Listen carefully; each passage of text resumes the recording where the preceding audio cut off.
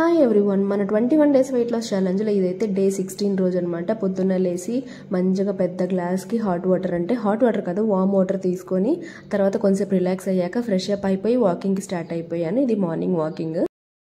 Hello everyone, పొద్దున్న వాకింగ్కి వచ్చాను. ఆల్రెడీ ఒక రౌండ్ వెళ్ళేసి వచ్చేసాను. సో నాకు ఒక 3000 స్టెప్స్ దాకా వాకింగ్ అయిపోయింది.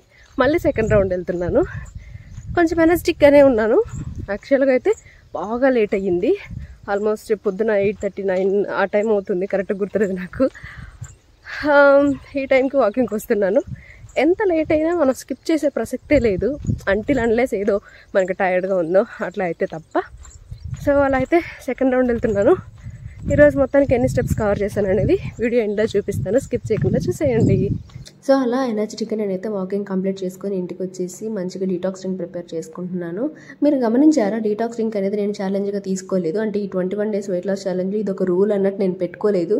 కానీ 21 డేస్ రెగ్యులర్గా మోస్ట్లీ నేను ఇది ఖచ్చితంగా తీసుకున్నాను. ఏమంటే ఇంతకుముందు నేను చేసిన వెయిట్ లాస్ ఛాలెంజెస్ అన్నింటిలోనూ డీటాక్స్ డ్రింక్ కామన్గా ఉండేది. అలా ఫాలో అయ్యి నాకు ఇది ఒక హ్యాబిట్ లాగా, మంచి హ్యాబిట్ లాగా బిల్డ్ అయిపోయింది. ఇది one of the healthiest habit అని చెప్పొచ్చు.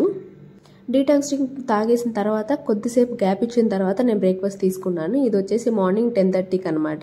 ఈ రోజు ఫైనలీ అట్లీస్ట్ 10:30కి తినే ఛాన్స్ వచ్చింది నాకు. మామూలుగా 11 అట్లా లేట్ అయిపోయి ఉంటుంది. మామూలుగా మోస్ట్లీ ఈ 21 డేస్ వెయిట్ లాస్ ఛాలెంజ్లో 11 o'clockకి పొద్దున బ్రేక్ఫాస్ట్ తినడం అట్లా లేట్ అవుతానే వచ్చింది. సో ఈరోజు కొంచెం ఎర్లీగా తీసుకున్నాను. ఈ రోజు స్పెషల్ ఏంటంటే రాగి సంగటి. నేను మీకు చెప్పుంటాను, మోస్ట్లీ నేను వీక్లో 1 or 2 times అయినా రాగి సంగటి తీసుకుంటూ ఉంటానని. సో రాగి సంగటిలోకి నేనైతే సొరకాయ పప్పు చేసుకున్నాను. సూపర్ కాంబినేషన్, తెలుసా, సూపర్ ఉంటుంది అది కూడా. ఆ తర్వాత మార్నింగ్ స్నాక్ వచ్చేసి ఈరోజు ప్రోటీన్ ఏం తీసుకుందామని ఆలోచిస్తుంటే సింపుల్గా నాకు ఇది గుర్తొచ్చింది. చిక్కీ అంటాం కదా, గ్రౌండ్ నట్ చిక్కీ, ఇది తీసుకున్నాను. ఇది ఒక చిన్నది, ఒక స్క్వేర్ 1.5 square అంత ఉందన్నమాట సైజు, అది తీసుకున్నాను. తర్వాత ఈరోజు ఫ్రూట్ వచ్చేసి ఆరెంజ్. మామూలుగా ఎక్కువ సిట్రస్ ఫ్రూట్స్ తీసుకోవాలి కదా, సో నాకు ఎప్పుడు వీలున్నా సరే సిట్రస్ ఉన్నట్టు, విటమిన్ సి అంటే సిట్రస్ అంటే విటమిన్ సి ఉన్నట్టు తీసుకుంటుంటాను.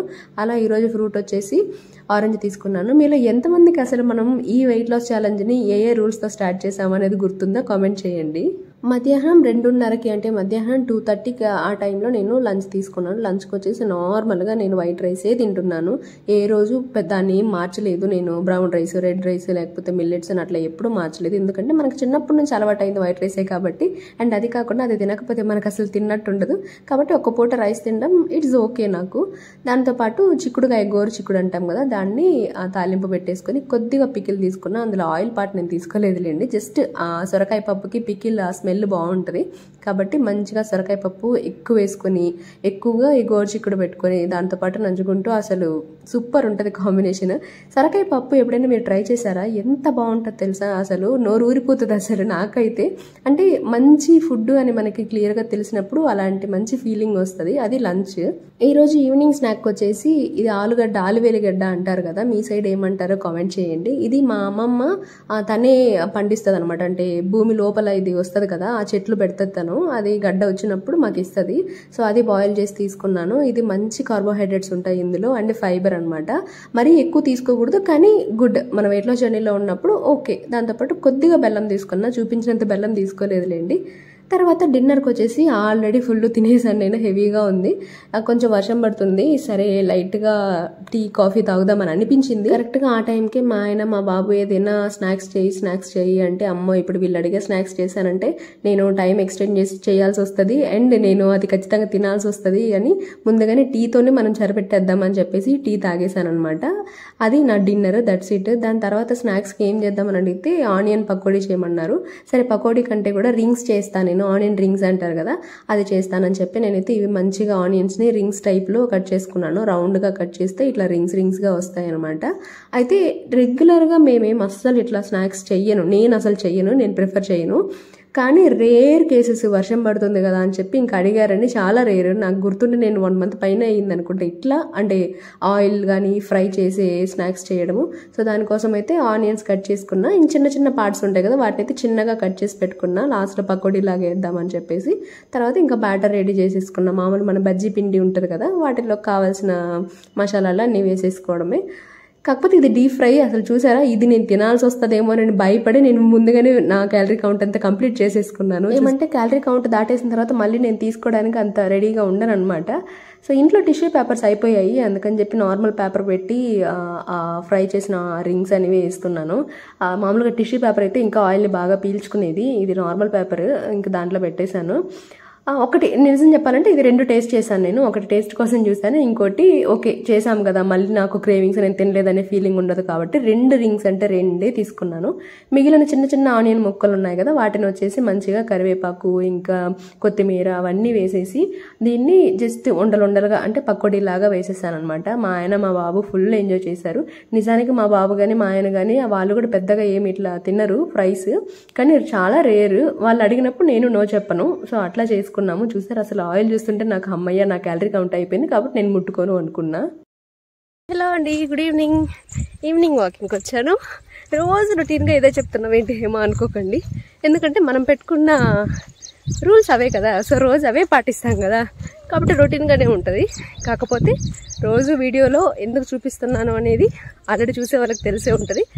ఎందుకు అంటే నన్ను చూసి మీరు కూడా ఒక్కరోజు కూడా స్కిప్ చేయకుండా మోటివేటెడ్గా ఉంటారన్నది నా ఇంటెన్షన్. అండ్ నేను కూడా మీకు చూపించాలనే ఇంటెన్షన్తో అయినా సరే మోటివేషన్తో వెళ్తాననేది. సో సింపుల్, నన్ను చూసి మీరు మోటివేట్ అవ్వాలి, మిమ్మల్ని చూసి నేను మోటివేట్ అవ్వాలి. కాబట్టి రోజు రొటీన్గా ఉన్నా సరే వీడియోలో ఎందుకు చూపిస్తాను అంటే ఈరోజు కూడా నేను చేశాను, ఈరోజు కూడా మీరు చెయ్యండి అనే ఒక చిన్న ఫీలింగ్ కోసం అనమాట. సో ఈవినింగ్ వాక్ వచ్చాను. పొద్దునే ఆల్రెడీ 7,000 స్టెప్స్ దాకా వాకింగ్ చేసేసాను. సో ఇప్పుడు ఇంకొక 8,000 అట్లా 7,000 8,000 అట్లా నడిచేస్తే ఇంకొంచెం నైట్ లోపల ఇంకా కవర్ చేసేస్తాను. మొత్తం హ్యాపీగా 15K స్టెప్స్ ఈరోజు కూడా నడిచేస్తాను. సో ఈరోజు మీల్ ప్లాన్ మొత్తం చూసారు కదా, మీకు ఎలా అనిపించింది కామెంట్ చేయండి. అండ్ నెక్స్ట్ డే వీడియో కోసం వెయిట్ చేయండి. మీకు ఏమైనా డౌట్స్ ఉంటే డెఫినెట్గా షేర్ చేయండి. ఎక్కడైనా స్టక్ అయ్యారా, ఫాలో అవ్వలేకపోతున్నారా అట్లా అని. యాక్చువల్గా కొంచెం లేట్ అయింది వాకింగ్కి రావడం. నేను 2 రౌండ్స్ వేస్తే కానీ నాకు మినిమం 7,000 స్టెప్స్ రాదు. 2 రౌండ్స్ వేయాలి అంటే దగ్గర 1 అవర్ టైం కావాలి. లేట్ అయిపోయింది. నేను 2 రౌండ్స్ వేయాలి అంటే టైం చీకటి పడక ముందు కంప్లీట్ చేసుకోవాలి కాబట్టి ఫస్ట్ రౌండ్ ఫాస్ట్గా వాక్ చేస్తున్నాను. సో వీడియో ఎండ్లో చూడండి ఎన్ని స్టెప్స్ కవర్ చేశానో చూపిస్తాను. ఆ రకంగా ఫాస్ట్గా వెళ్ళేసి వచ్చేసి మంచిగా నేనైతే వాకింగ్ స్టెప్స్ కంప్లీట్ చేసుకున్నా. చూసారా, దగ్గర 17K స్టెప్స్ నడిచాను అనమాట. అంటే ఫాస్ట్గా వాకింగ్ చేయడం వల్ల తక్కువ టైంలో ఎక్కువ వాకింగ్ చేయొచ్చు, ఎక్కువ స్టెప్స్ కవర్ అవుతాయి. అలా ఈరోజు నేను తీసుకున్న ఇంటేక్ వచ్చేసి 1000 క్యాలరీస్ ప్లస్, అండ్ నేను బర్న్ చేసిన క్యాలరీస్ వచ్చేసి 500 ప్లస్ అనమాట. అండ్ ప్రజెంట్ వెయిట్ వచ్చేసి 63 kgs. సో ఇది మరి ఈరోజు వీడియో నచ్చుంటే లైక్ ఇవ్వడం మర్చిపోకండి. నెక్స్ట్ డే మళ్ళీ కలుద్దాం. Until then bye bye.